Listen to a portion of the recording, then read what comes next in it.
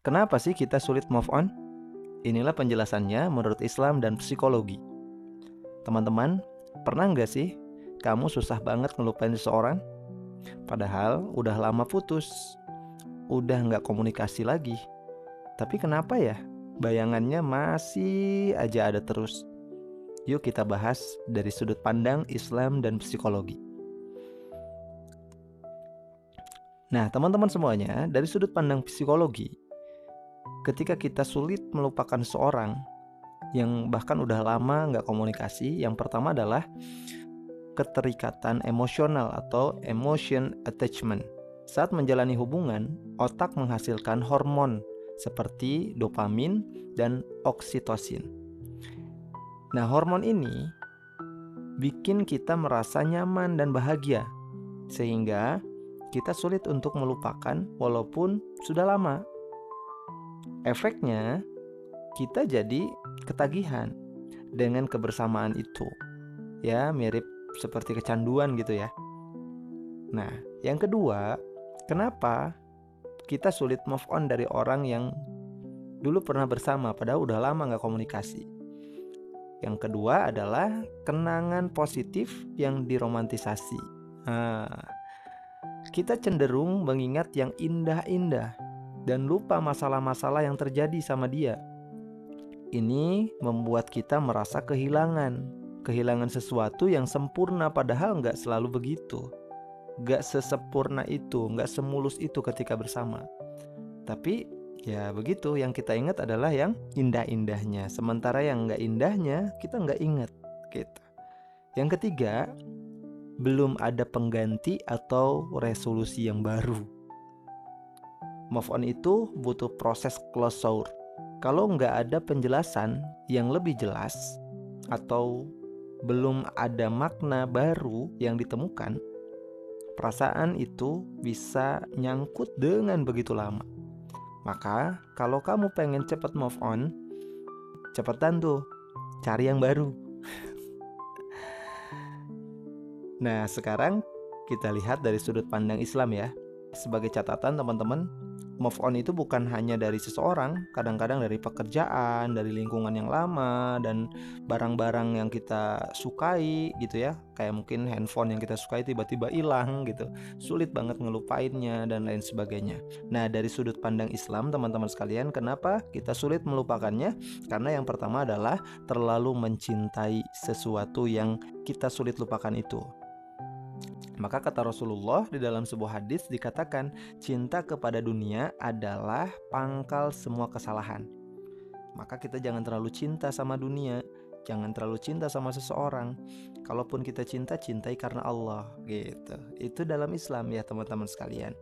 Memang fitrah manusia itu mencintai, kata Allah dalam surat Al-Imran ayat 14, زين للناس حب الشهوات من النساء والبنين والقناطر المقنطرة من الذهب والفضة والخيل المسومة والأنعام والحرث ذلك متاع الحياة الدنيا والله عنده حسن المآب.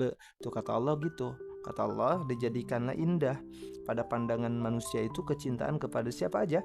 Kepada apa yang diinginkan oleh manusia itu, yaitu wanita-wanita, anak-anak, kemudian harta yang banyak dari jenis emas, perak, kuda pilihan, kalau sekarang mungkin mobil, motor gitu ya, binatang-binatang ternak, sawah, kemudian ladang gitu ya, atau sekarang perusahaan mungkin gitu. Itulah kesenangan hidup di dunia kata Allah. Dan di sisi Allah lah tempat kembali yang baik, yaitu surganya Allah. Jadi fitrah kita diberikan cinta oleh Allah Subhanahu wa taala, tapi ketika kita terlalu mencintai dunia, ya hasilnya kita akan kecewa, hasilnya kita akan sulit melupakannya. Maka cintai sesuatu itu karena Allah. Nah, yang kedua adalah cinta yang terlarang. Gimana maksudnya? Kadang-kadang ketika kita mencintai sesuatu yang dilarang oleh Allah gitu ya, artinya prosesnya dilarang oleh Allah, kadang-kadang cinta itu malah tumbuh menjadi lebih besar gitu ya. Ya contohnya adalah cinta ketika sebelum dihalalkan. Kita setiap hari rindu pengen ketemu gitu ya. Setiap detik inget terus. Tapi kalau sudah dihalalkan, ini teman-teman kalau nanti udah nikah ya, buat yang belum menikah mungkin bisa lebih merasakan bagaimana gitu kan. Nah, harusnya lebih romantis, tapi yang terjadi ya begitulah ya. Untuk yang sudah menikah mungkin sudah merasakan ya. Nah, cinta sebelum halal itu seringkali berujung kepada luka karena tidak mendapat berkah dari Allah gitu ya. Maka dari itu Islam mengajarkan untuk menjauhkan hati kita dari cinta yang dilarang oleh syariat. Nah, yang ketiga teman-teman sekalian, kenapa kita sulit move on? Karena kita terlalu lalai terhadap tujuan hidup yang diatur dan diinginkan oleh Allah gitu ya. Tadi kita terlalu mencintai dunia, kita terlalu sibuk dengan urusan-urusan dunia, sementara kita lupa kepada urusan yang seharusnya kita urus lebih penting, yaitu urusan-urusan yang diperintahkan oleh Allah Subhanahu wa taala. Kita ibadah dan lain sebagainya, melembutkan hati gitu ya. Ketika orang lupa terhadap hatinya ya, tidak dijaga, tidak direm, maka ya yang akan terjadi adalah kecewa, sulit untuk melupakan sesuatu yang dicintainya, kemelekatan gitu ya dalam dirinya. Saat kita terlalu fokus pada seseorang, kadang kita lupa bahwa tujuan hidup adalah mencari ridho Allah gitu kan, bukan hanya kebahagiaan yang ada di dunia ini saja gitu.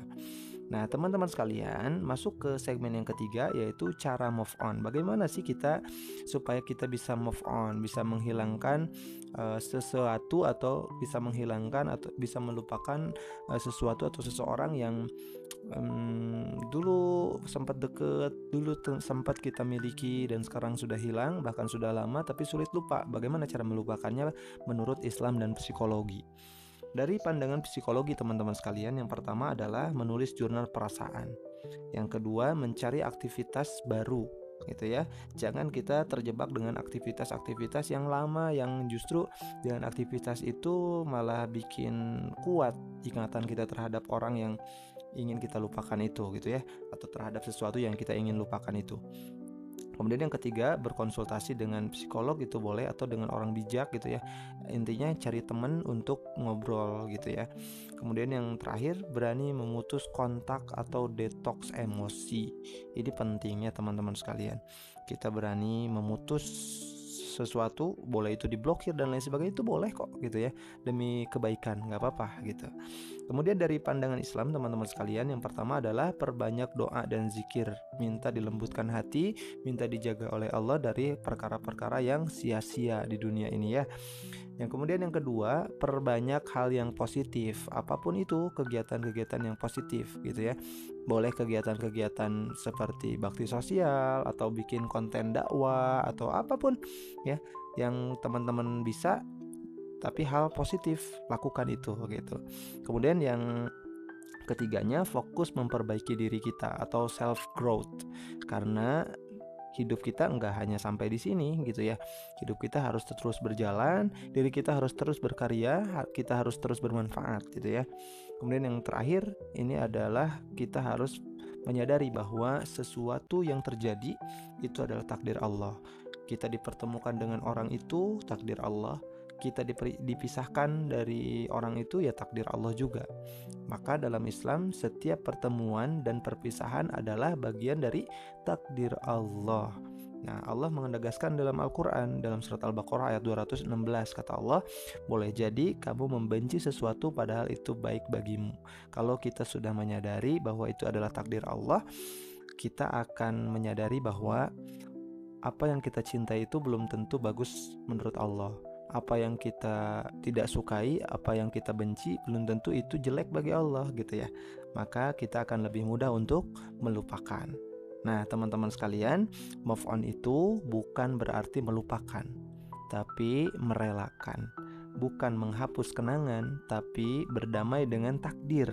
Karena Allah tahu apa yang terbaik untuk hati kita. Nah, teman-teman semuanya, jika menurut teman-teman konten ini bermanfaat, mohon bantu untuk like dan share-nya ya. Mudah-mudahan kebaikan itu akan terus bergulir dan menjadi besar.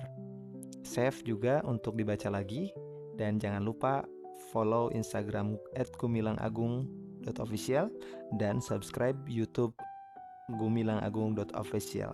Oke teman-teman semuanya, nantikan konten-konten terbaik dari kami. Terima kasih, sampai jumpa lagi di konten selanjutnya.